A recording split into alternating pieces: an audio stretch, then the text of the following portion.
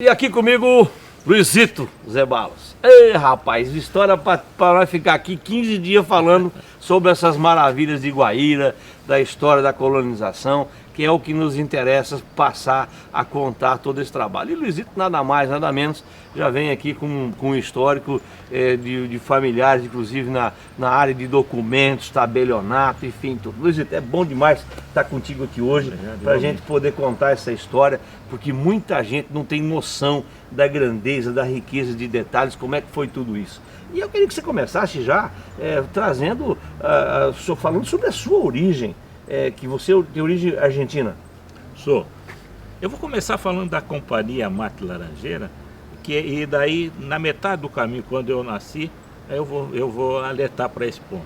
Mas a Companhia Mate Laranjeira é uma companhia de capital argentino e de português, chamado Tomás Laranjeira, e a família argentina Mendes Gonçalves. Esse pessoal, essa empresa que foi criada lá, a Mate Laranjeira, ela se dedicava a explorar, a produzir e comercializar a erva mate.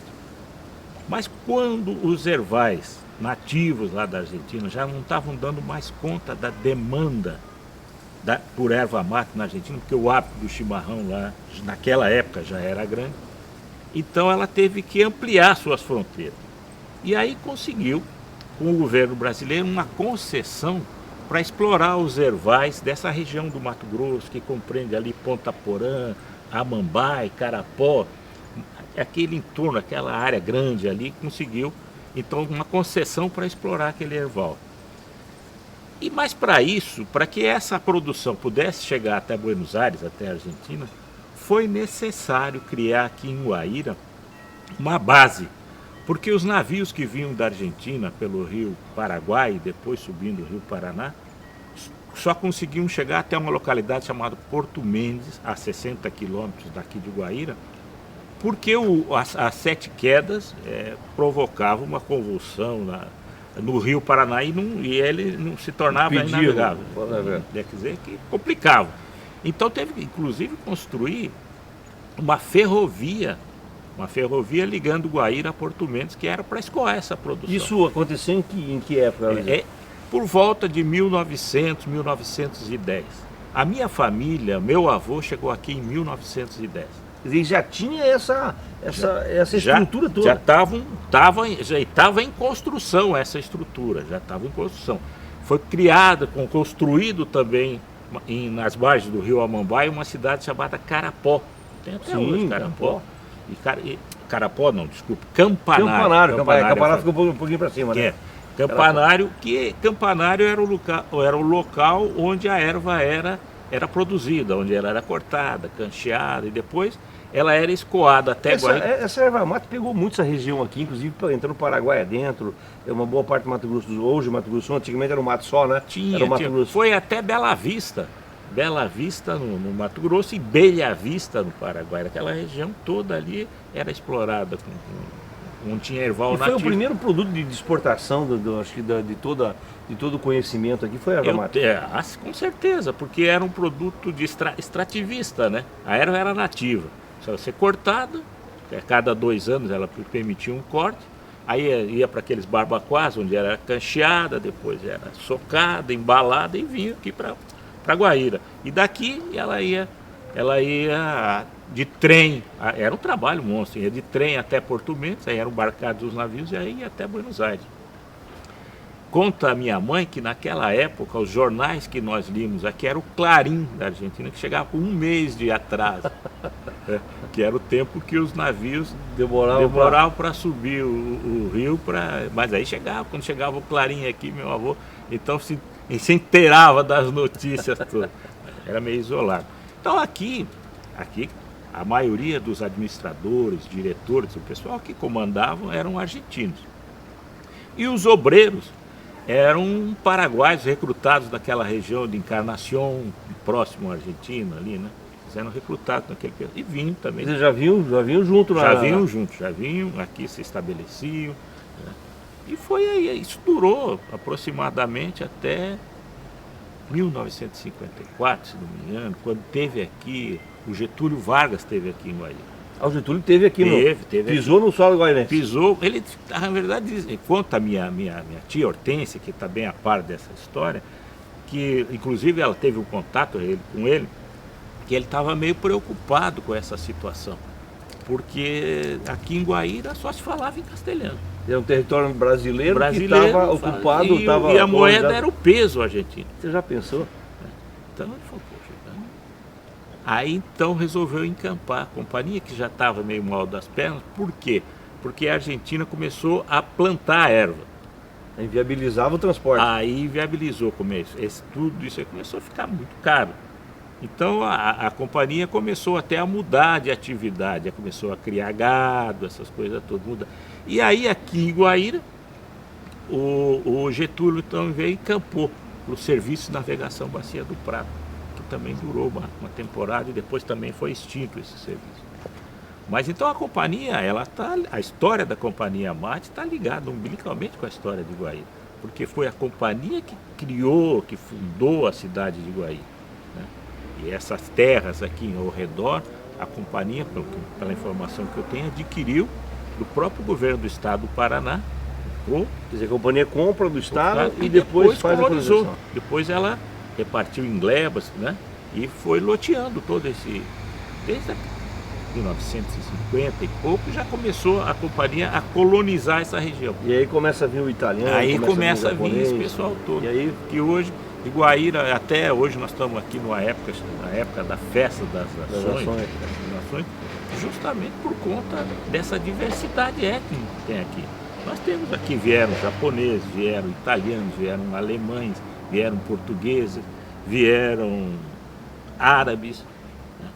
Então, depois que a companhia abriu essa possibilidade, né, começaram a vir de todas as partes esse pessoal. E hoje nós temos essa miscigenação aqui na formação étnica de Guaíra, né?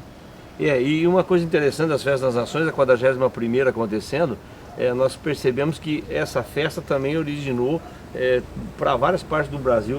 Aqui Guaíra foi pioneiro nessa atividade. A primeira aconteceu aqui em Guaíra, né? Que a gente tem notícia que foi uma das primeiras, né? Hoje nós estamos na 41ª edição. 41 anos já acontecendo, com muito sucesso.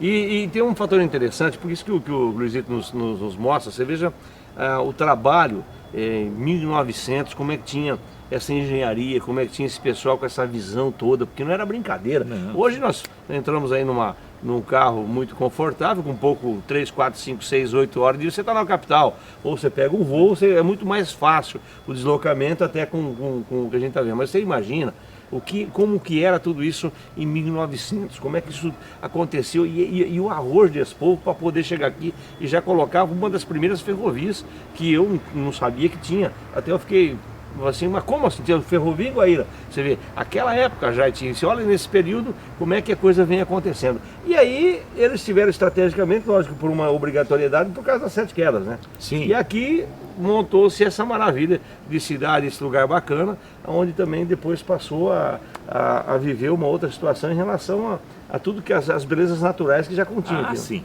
né? Depois, muito depois, quer dizer, chegou ao conhecimento do mundo as 7 quedas, né? O potencial energético, a beleza que era, isso era muito, muito bonito. 7 quedas era um negócio fantástico, né? E o potencial, você tem uma ideia, as pessoas vão a Foz do Iguaçu, as cataratas de Foz do Iguaçu, são muito bonitas também, mas o volume médio de água em Foz do Iguaçu é 700 metros cúbicos de água por segundo.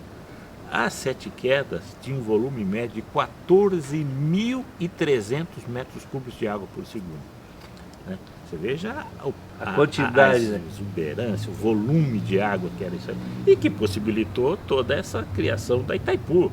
Foi justamente esse volume, essa caudal de água que descia, né? Então, tudo isso caindo naquelas grutas, naquelas gargantas ali, imagine a beleza, o espetáculo que era, né? Isso foi posteriormente descoberto, né? E quando também os acessos começaram a chegar a Guaíra, porque nós tivemos durante muito tempo, eu inclusive, quando saí para estudar de Guaíra, o único meio era pegar uns navios que tinham aqui, que eram Tibiriçá, Paraná, e subir até Presidente Epitácio no rio. Demorava 4 dias para subir o rio. E lá pegava trem da Sorocabana e ia até São Paulo, onde eu estudava. Meus tios também fizeram isso. Disse que nas férias de julho nem vinham, porque demorava 15 dias para descer e 15 para subir, já ficava por lá. Né? Então não tinha também, não tinha estradas, não tinha, isso foi chegando mais recentemente, né? Foi chegando junto com essa colonização que houve, com esse pessoal que veio do Rio Grande do Sul, que veio desse pessoal todo aí. Então começou também essa exploração da Sete Quedas. Exploração turística da Sete Quedas. Hoje tem essa exploração econômica, fundaram a Sete Quedas para dar energia para metade do país. Que na realidade eu tenho certeza, até ontem conversando com o prefeito, assim, se esse projeto fosse hoje, com certeza eu acho que essa obra não sairia, essa Itaipu não sairia, embora que ela tenha uma exuberância, uma importância econômica enorme, não só para o Paraguai como para o Brasil. Mas outras alternativas hoje, com bem menos estrago, com bem menos impacto à natureza, e principalmente esse trabalho todo que vocês viveram aqui, quando tirou as Sete Quedas, parou o turista, quer dizer, foi um baque pesado para toda a região, e a gente percebe que como a área de Guaíra foi menos inundada, também teve um prejuízo econômico muito severo com tudo isso. Então a gente percebe que realmente tem que parabenizar esse povo guerreiro que aqui permaneceu, porque não se entregaram a essas dificuldades, passou por muito tempo com muita restrição dentro desse processo, mas dando continuidade, e hoje Guaíra ressurge com novos projetos, com coisas interessantes. Mas uma coisa que eu queria comentar com você, e o que a gente nos preocupa muito, principalmente você como advogado, trabalhou nessa área que conhece por dentro toda essa questão de documentação, desse processo todo. A gente percebeu, eu tive comentando com algumas pessoas que aqui trabalham e têm suas raízes como você e toda a sua família, essa questão, por exemplo, indígena. Foi uma questão que chamou a atenção pelo que alguns espertalhões dentro do processo usaram de uma artimanha para forçar uma situação em Guaíra. Como é que era tudo isso? Porque vocês conviveram por muito tempo aqui sem absolutamente nenhum tipo de problema dessa natureza. E de repente foram invadidos dentro de uma coisa assim, com legitimidade, com tudo, mas montando uma situação para desestabilizar, para trazer preocupação, para deixar a população, agricultores, famílias inteiras em pânico com esse comportamento. O que naquela época, eu nasci aqui em 1953. Na minha infância, na minha adolescência e juventude, a gente andava por tudo aí. Eu não lembro de aldeia indígena, não lembro de ter visto índio por aí. O que existiam eram paraguaios, que quando a companhia saiu daqui, muitos paraguaios já estavam radicados aqui, já tinham filhos brasileiros, então permaneceram aqui. Existiam isso sim, inclusive minha avó era paraguaia. Minha avó era paraguaia que veio numa dessas levas lá de Encarnação, era de Encarnação, veio para trabalhar aqui na companhia e permaneceu aqui. Casou-se com meu avô, que era argentino. Então isso sim, paraguaios existiam, né? Mas índios, aldeias aqui, nunca tive notícia. A gente, claro, sabia lá da cidade de Real de Guairá, mas que aquilo também não tinha nada. Você ia lá, vai até hoje, ou antes ia, aquilo na época dos jesuítas foi só um entreposto ali, depois eles foram para as missões. Foi uma das reduções que e abandonaram também isso, né? Mas até lá não tinha nada, não tinha nem vestígios, tinha alguns cacos de algumas coisas lá. Mas então nunca se ouviu falar que aqui tinha aldeia, que tinha índios regulares, que isso, eu não lembro de ter visto ou de ter tido notícia de alguma coisa semelhante aqui. Mas é justamente isso que a gente tem chamado a atenção, porque fica fácil, de repente, criar um desconforto desse e usar alguma categoria, seja ela quem for, para massa de manobra, que é o que a gente percebeu. E a gente sabe da importância disso, e eu faço esse registro, porque eu que já estive na região missioneira do Santuário do Rio Uruguai, o Santuário do Caró, contando essa trajetória dos jesuítas, e nós vamos estar passando por tudo isso, a gente percebeu que naquela época, eles trouxeram e organizaram uma sociedade, era uma sociedade organizada. E hoje, o que nós percebemos, praticamente 300 anos depois, as pessoas ainda se utilizam de uma categoria, esses espertalhões que nós vamos chegar lá ainda, mostrando isso aqui, criando esse desconforto todo, e ninguém fala em resolver o problema indígena, ninguém fala em resolver o problema agrário.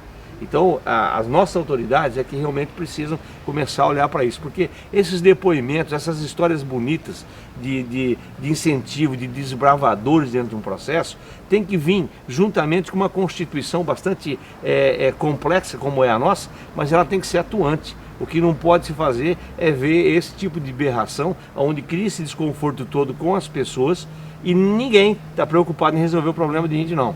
Você vai aqui e eu vou mostrar isso para vocês. Vou mostrar para você a miséria que esse povo vem vivendo.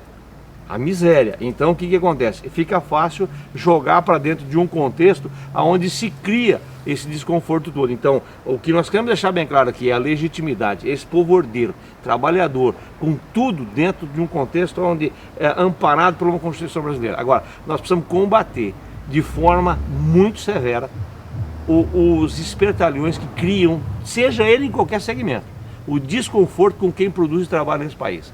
Nós já que estamos... Você está falando de espertalhão, então eu vou também trazer uma história, que não é história, mas que tem muito a ver, tem muita lógica. Guaíra e essa região, se você pegar a região que eles estão pretendendo demarcar como área indígena, você vai ver que está em cima do aquífero guaranino que confere aqui né? Então, qual é o interesse? Nós sabemos que um problema que, por enquanto, no Brasil não tem, mas no mundo já tem o problema da água, da escassez de água. E aqui, então, como no Brasil ficaria muito difícil negociar, cria-se uma colônia indígena, uma reserva indígena nessa região aqui. Quer dizer, tomando o município todo? Todo, não, mais de 100 mil hectares que eles estão pretendendo, do lado aqui, do lado do Mato Grosso, essa região toda. Então, em cima do aquífero, aí a intenção é que negociar com índios vai ficar muito mais fácil. Ou até usar eles, né? Até usar. Né? Então tem por trás dessa movimentação toda, existe também esse interesse aí. Esse interesse e hoje tem esse aquífero Guarani, que é o maior potencial. Inclusive nós vamos conversar com o Roberto, ele que vai passar para nós umas informações de estudos que vocês vão entender por que dessa entrevista, por que desse registro que nós estamos fazendo aqui, porque realmente nós precisamos contemplar quem movimenta essa locomotiva verde e amarela, esse Brasilzão que realmente a gente precisa tirar o chapéu, porque tem essas belezas naturais, tem esse povo ordeiro, trabalhador, que hoje é um celeiro do mundo. O Brasil é um celeiro do mundo. Agora, se nós não começar a fazer com que as pessoas que produzem nesse país se sintam amparadas pelo seu próprio governo, aí a coisa vai começar a tomar um rumo estranho. Mas a gente já sabe que isso já está bastante arrumado nisso aí, mas o que a gente quer registrar? Que junto de uma conversa paralela com gente que quer tomar uma certa, aparecer, holofotes aí só para aparecer de uma maneira até de forma irresponsável, existe uma história bonita. Uma história de colonização, uma história de superação, uma história de gente que sonhou, que plantou uma semente bastante interessante aqui dentro e os seus filhos, os seus descendentes vêm dando continuidade de forma nisso brilhante. Então é isso que a gente quer fazer esse registro e junto com isso vem a música, vem a cultura, vem essas maravilhas todas. Agora, isso que você tem dito e com propriedade jurídica, nós agora até comentando com a assessoria do nosso ministro da Justiça, Osmar Serraglio, que até essa semana mais de 400 exonerações aconteceram dentro desse contexto. Quer dizer, o Brasil está completamente minado por várias situações dessa natureza em vários órgãos, que até alguns tipos de canalização para que crie esse tipo de insatisfação e de pânico. Tanto é que nós vimos agora essa história da carne fraca. Gente, da onde que isso podia aparecer em nosso país, onde o controle do produtor, o controle das indústrias de alimentos, dos frigoríficos, é uma coisa de doido. Eu que já trabalhei dentro desse segmento, posso falar com propriedade. É uma fiscalização em cima. Então vocês vejam que isso tudo foi montado, como aconteceu com febre aftosa, como foi. Então são muitas coisas que a gente precisa estar vindo aqui e dentro desse histórico já passado, a gente sabe qual que é o direcionamento disso. É criar literalmente uma insatisfação e uma instabilidade, deixando quem produz numa situação bastante melindrada. Mas eu quero que você complemente isso, porque vive diariamente com isso e conhece por dentro, inclusive, essa parte toda, da parte burocrática da nossa história, principalmente aqui em Guaíra. Olha, o que tem que ser, o que tem que ser frisado é que, historicamente, é interessante defender índio, defender negro, defender fracos e oprimidos. Mas esse pessoal que está aí com essa missão de defender, na verdade estão explorando. A gente sabe disso. Várias ONGs, várias instituições criadas no sentido de terem eles uma boa vida, mas usando como escudo, né, as dificuldades do índio. E não se resolve o problema nem do índio, nem do negro, nem das minorias e tal. Porque não há intenção de resolver, a intenção é explorar. A intenção é sempre usar como massa de manobra e escudo. De manobra, né? É evidente, a gente no Brasil está farto de exemplos assim, né? Então, mais uma vez, me parece que também nessa situação de Iguaíra existe esse interesse escuso por trás disso. De que alguém, algum grupo, alguma coisa, querendo tirar vantagem sobre isso, né? E vão minando quem produz, quem carrega esse Brasil nas costas, né? E eu não sei se você vai poder me responder, mas se você puder, é ótimo. Se não, a gente vai ter que procurar quem possa fazer isso. Aqui em Iguaíra aconteceu agora há pouco tempo atrás um mutirão, onde foi legalizado mais de mil se tornaram mais de 1000 cidadãos brasileiros, com documentação, com registro, abrir isso aqui final de semana, foi um negócio muito doido. Como é que fica uma situação dessa, que você sabe que agora são mais de 1000, que antigamente passava de 100, aumentou consideravelmente isso, de recebendo Bolsa Família, recebendo todas as instituições governamental, e que essa documentação foi feita há pouco tempo atrás. Pois é isso que a gente fala, né? E essas coisas são criadas para justificar, né? Esse pessoal, na verdade, sendo explorado. Isso tudo é criado para justificar quem está por trás disso se beneficiando. Porque precisa ter uma estrutura atrás reivindicando, sendo bem pago para fazer esse tipo de serviço. Então, a gente sabe disso. Agora, com relação a esse pessoal, isso precisa ser revisto, né? Porque como é que pode os caras ser 1000 pessoas que aparecem do nada, de repente são cidadãos, recebendo todas essas benesses, benefícios? Esse é um negócio que...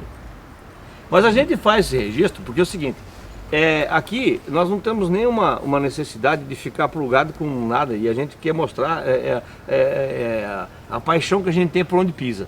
E aqui não foi diferente. A gente foi recebido de braços abertos. Mas quando você começa a conversar com um, com o outro, vai criando essa indignação dentro desse serviço estranho que a gente vê e lamentavelmente criado por órgãos governamentais, lamentavelmente. Isso a coisa do Estado, coisa do governo federal. E vocês sabem, vocês que me acompanham, que eu não deixo de mostrar a realidade disso. Foi quando eu tive agora há pouco tempo no Paraguai, chamando a atenção de autoridades brasileiras para que fosse ver como é que hoje está sendo tratado o empresariado dentro do Paraguai e como é que está sendo tratado o empresariado brasileiro. Então, lógico que eu estou devagando aqui com o assunto, mas a vertente é a mesma. A vertente é a mesma. É a falta de compromisso com quem produz esse país.